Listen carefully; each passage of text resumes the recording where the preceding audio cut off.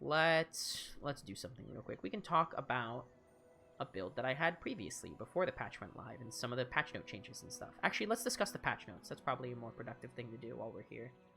Let me give my impression on the patch notes while I'm here. Alright. So here's the patch notes for the changes that are coming out. Is there a way that I can do this without my camera getting in the way? Alright, let's do this. So, quick balance patch coming out. This is coming out right now. They're currently working on the servers.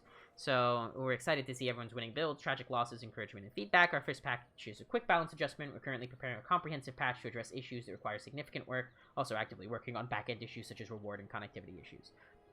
They definitely said that when they released, like, it wasn't at full force like they expected it to be, but that it was very hopeful. It was a good release. There's a lot of players. It's going really well. The game like plays really well and it's gaining popularity. So they're excited to see that. But they're working on all the server issues, especially with EU.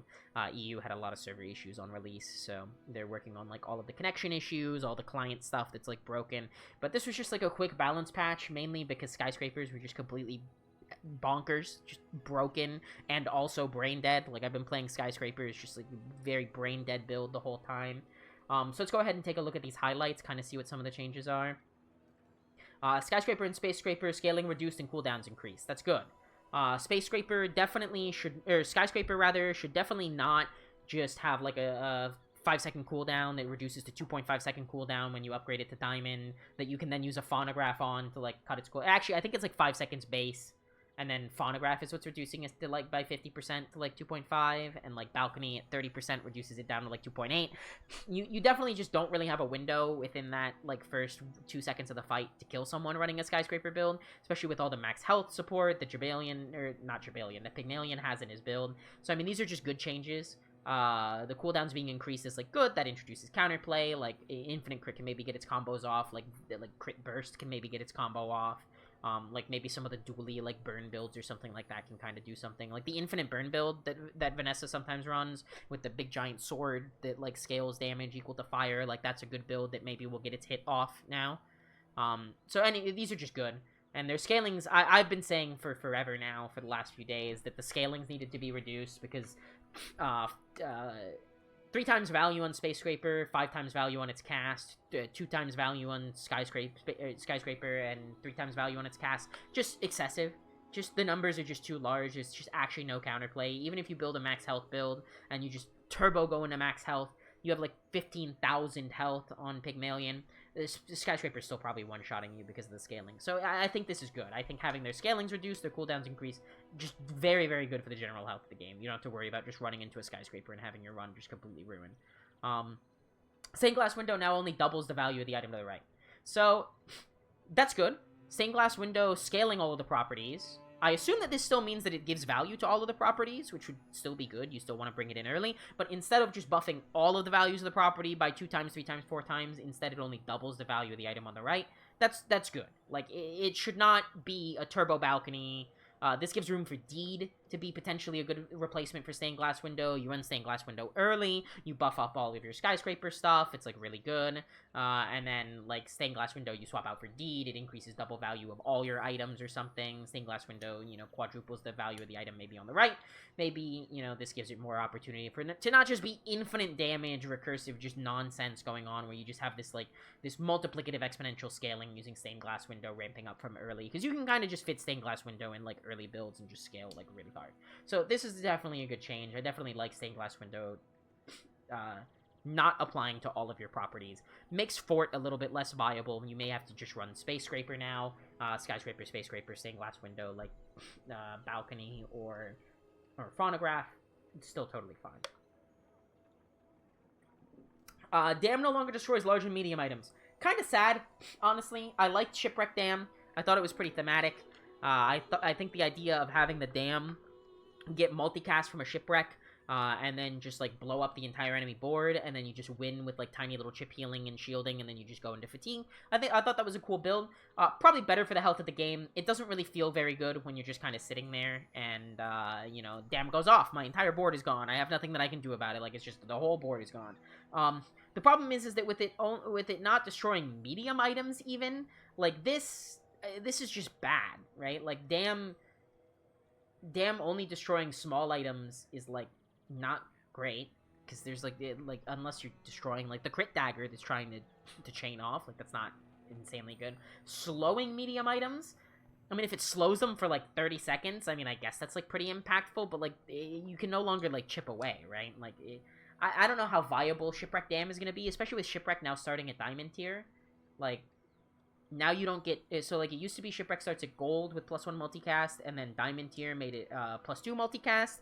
Now you don't have +2 multicast, so it's harder for the dam to hit everything. It's harder for things like blowfish haste, like with like a bunch of just like multicast like blowfish hasting and stuff, and like just some of the other Shipwreck multicast builds to like kind of get going, especially at Diamond tier. XP is now important. I don't really know how I feel about these damn Shipwreck changes, but the dam change is probably good for the perceived health of the game, so that's fine. Probably like a good change there. Robotics Factory now starts at Diamond tier with 1 multicast. Robotics Factory is, I'm pretty sure that's the one where it gives all your friends +1 multicast, and then at Diamond gives them +2 multicast. Basically the same premise as Shipwreck. I mean, Dooley, I didn't really see anything that Dooley was doing that was, like, completely crazy, like the other characters. So, I mean, it's okay that they hit the items like Shipwreck and the Friend Factory. Like, that's totally fine. Those items, like, kind of felt really bad to go against. And having them start at Diamond tier is, like, probably a good thing. Multicast probably shouldn't be that common of an effect to get. Throwing Knives now requires a different item to crit for its force use trigger. Great. So Infinite Throwing Knives, you can no longer just put in one throwing knife. You can no longer just build 100% crit, have the throwing knife just bang, bang, bang, bang, bang, bang, bang. Use the only one, the reloads an ammo item, perk at 1 ammo. You can't just, like, infinite crit dagger. That's a good thing. There was no counter to infinite crit dagger, especially if it was instant cast infinite crit dagger, where you use the Clamora to kind of buff the throwing knives to cast instantly. Like, now a different item has to crit for it to use its force trigger. It's still possible to build the infinite crit build. Like, don't get me wrong, it's still possible. You just need a different item to crit in order for it to use its trigger. The problem is that you now need 2 items that do that. Because throwing knives can no longer proc itself. So you can't just go bang, bang, bang, bang, bang, bang, bang with the throwing knife. You can't have another thing crit and then start it, and then have the throwing knife then infinitely recurse. Definitely a good change. Infinite crit daggers was completely broken. Was like a triple S tier build up there with like Skyscraper and some other stuff. So like it's definitely good to see that happen. I'm curious to see how you now get throwing knives to work outside of from just a burst build. Like crit burst will still be the same, right? Because throwing knives was if you didn't have the infinite recurse, you would just try and, like, burst them with the throwing knives. You can still do the same thing with just another item to crit, and then throwing knives just provides more damage. And you can just try and burst someone down really quickly. So, overall, removes the toxic, like, quintuple S-tier build of infinite crit daggers, leaves the room for the throwing knives to still be viable. I like it. Blunderbuss now charges instead of uses on burn, but deals more damage. I think this is a good change. Uses on burn, with the damage that it had, it felt really weak. Like it was very feast or famine. With it only dealing like 20 damage, you needed to scale it more, and it like would burst like a whole lot, but I mean it didn't really have a whole lot of damage, didn't really have a whole lot of uses. Dealing more damage is definitely good. Charges instead of uses on burn is probably more healthy, especially seeing how many burn builds there are out there that apply just tons and tons of burn, like especially in Vanessa, and especially if you get like the Flaming Claymore thing. So that's probably a good change. Probably makes Blunderbuss more useful outside of like a crazy burn build as well. Now you no longer get the like Blunderbuss ammo reloads itself plus like the burn sword that just like infinite triggers. This change is basically essentially the same as the throwing knives. They just don't want like infinite recursing. Swashbuckle's damage now bonus scaling no longer increases with tier. Good, great. I totally agreed. Swashbuckle was completely broken. Like, having 250% crit on something, and then having it deal, like, a bajillion damage. Definitely one of the strongest items Vanessa had. Definitely one of the strongest items in the crit build. Increasing the crit scaling is good with increasing in the tier. It doesn't need to increase damage as it scales. I think this is a good change. Crit burst takes a little bit of a hit, but it's only a little bit of a hit. It's still the same efficacy as, like, a Silver Swashbuckle. Globe enchantment timings updated to start of fight effects instead of start of day permanent buffs. Let me think about that for a second. So Globe now says Okay, so this is good, honestly, because like if you enchanted the globe with icy, it would read stuff like at the start of the day, your freeze items gain 1 second of freeze. That's kind of crazy, right? Um, it's not very often you get an enchanted globe, but that effect is like really crazy. So instead, what they're doing is they're making it so that instead of a permanent buff at the start of the day, it gives you a buff at the start of the fight. That's good. You have to hold the globe in your inventory. It still does effectively the same thing over one day, but it no longer scales crazy. So, like, you can't get, like, 7 seconds of freeze added over 7 days using the globe. That's a good change. That's definitely good.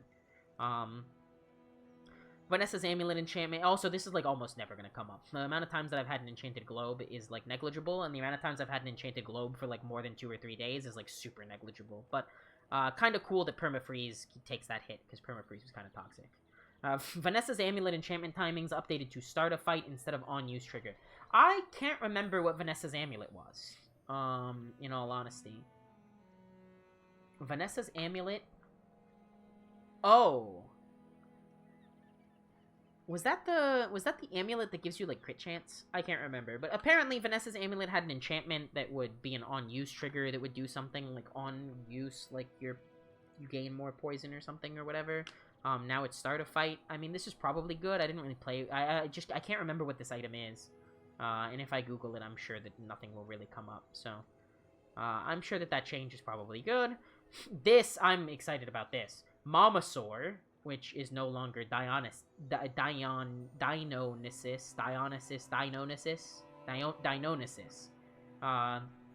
no longer destroy large items. Definitely good. The amount of times that I was playing against a dually with a Dionysus that would just destroy my skyscraper right at the start of the fight, and then I would go, oh, that stinks, or like would destroy like the, some core part of my build. My shipwreck is just something. Felt really bad. Especially since it's just kind of like a 1 in 4 when you're playing versus like large and medium item builds. Now that there's no longer such a desperate need to try and find niche counters for like skyscraper, space scraper type stuff, or like dam shipwreck stuff, I definitely think that this is better. I think this is more healthy for the game. Like destroying medium items, fine. Destroying small items, totally fine. Destroying the large items felt really bad, just because the more large items you have on your board, like it takes up 3 slots, destroys one of your large items, you just basically lose the fight, right? Like, large items are usually very core to your build. You have, like, a vineyard, you have, like, a, I don't know, lemonade stand or something. Like, destroying that just means that your entire build just gets completely crippled. So I like the fact that it can no longer destroy large items. It seems like they have decided that destroying large items feels really bad, so things like Dam no longer do it. Dionysus doesn't do it. That's really good. I think that's a good change. It is interesting that one of the things that I see on here is I do not see the dually item that destroys like 2 or 3 items on the enemy board that has like a 10-second cooldown being changed. Which means that they didn't think that item was very problematic, and I would tend to agree. It being a large item that doesn't do anything other than after a really long time destroying like a couple of your opponent's items, meant that it wasn't really that strong, but it can still destroy large items. So you can maybe look for like a weird like haste like dually build or something like that, and still rip stuff out of your opponent's board. The docks no longer offer skills as a reward, but gives items instead. I'm curious, because I like the docks. Gotta work at the docks. Everyone loves the docks. Gotta go down, work at the docks, get some gold, get a skill. But you're no longer getting a skill, you get an item. So I'm curious what type of items it'll give, whether it gives, like, instead of giving skills, it'll probably give, like, a weapon, a tool, or a shield item. That's probably good, because it means that you can go to the docks when you need something in your build. You gain 2 gold, you gain an item. It's strictly better than some of the other stuff that just gives just 1 item. Gaining skills permanently, very strong. Like, very, very good. Just getting them for free. You can just rip some really good skills, especially depending on what level you are. So this is probably good because skills are, like, really, really strong because they're, like, permanent board buffs that are not affected by the amount of space you have on your board. I'm interested to see how this works, because this might shoot the docks in the foot. I might not go to the docks very often, unless it's, like, in a really good opener, or unless I, like, have poor econ and no money to buy something, then maybe I go to the docks. This is an interesting change. I'm not sure how strong the docks were, or how bad this is going to make them, but I do like that change in terms of, like, variability and diversity, and not really just, like, you don't just rip just, like, a random tool skill that's, like, super overpowered anymore. Just off of the docks. So Tool skills were very strong. Shield skills, meh. Weapon skills, a lot of them are better than others, so there were like some that were really hit or miss. Tool skills were really the big ones. Adjusted some core dually skills to be less damage core specific. Well, I mean, dually core skills, like, dually was garbage, so that seems good. Instead of focusing on building the core up, which was, like, not a very good item, very slow cast time, medium item, can't really fit any of the other stuff in to synergize with it, mainly focuses on slow ramping. Like, that's what the core does, is it builds up ramping over time. That's probably a good change. Any buffs to dually I like. Anything that makes dually more viable and kind of sweep more of his board and hit more stuff, definitely good. Very small fixes and adjustments. And now let's kind of just look at some of the general fixes, see some other stuff that they fixed. Adjusted a number of tooltips for clarity, cool. Targeting issues, nice.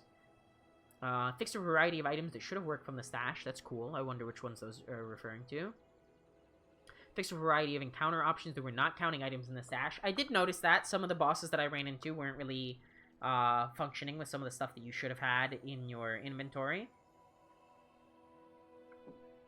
Fix a variety of enchantment issues where enchantments didn't work as described. I don't know that I can remember an instance where that happened, but I'm sure I probably observed that. I do know that Radiant was not functioning correctly on a lot of items. I did experience that. I had, like, a Radiant, like buckle, like a swashbuckle or something that had multicast. That was really weird. Actually, Radiant is the one that prevents it from being frozen. So I'm thinking of a different one. So it was probably getting frozen or deleted, despite the fact that it had the enchantment. So, I mean, that's good. It should work correctly. Oh, thank God. Stained glass window doesn't count as a shield item. Praise the heavens. We can now not have people upgrading their shield item. Stained glass window with their stuff. That's cool. Fixed a bug where damn counted as a freeze item. I did not know that. That's crazy. Fixed a bug where the item being targeted by windmill could target itself. Or the item being triggered by windmill could target itself. Oh. That would have been insane. Like, okay. If it could charge itself as well. Okay, well, windmill reads charge another item, so that's, like, good. That's a good change. I don't know that that affects any big things. Oh. That's probably how the Infernal Greatsword build was getting, like, 80,000 burn. Because I was wondering how, because usually the thing is you go, like, big weapons, and then, like, big guns, and, like, glass cannon, and you just, like, gain a whole bunch of damage on Infernal Greatsword, and then it deals, like, 50,000 burn.